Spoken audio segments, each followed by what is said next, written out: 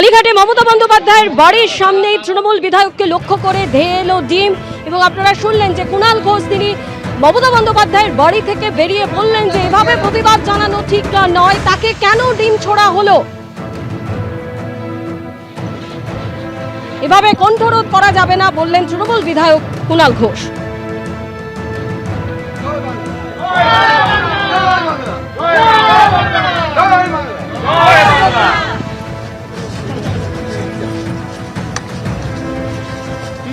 Mobile में पीछे है ना,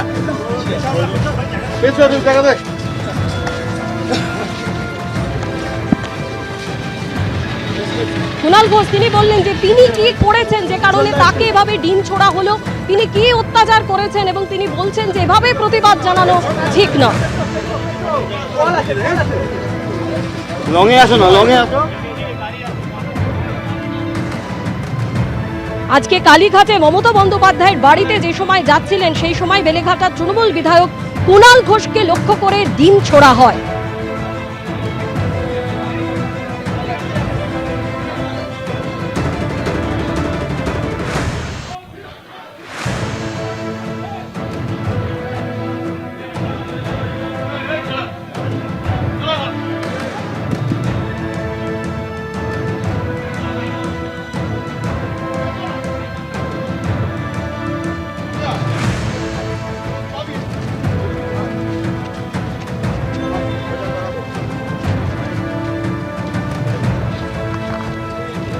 তারপরে মমতা বন্দ্যোপাধ্যায়ের বাড়ি থেকে বেরিয়ে কুণাল ঘোষ তিনি ক্ষোভ উগরে দেন। তিনি বলেন যে তিনি কি অত্যাচার করেছেন, কেন তাকে ডিম ছোড়া হলো এবং এভাবে প্রতিবাদ জানানো একেবারেই ঠিক নয়। এর আগে আমরা দেখেছি যে গত কয়েকদিন ধরেই যে যখন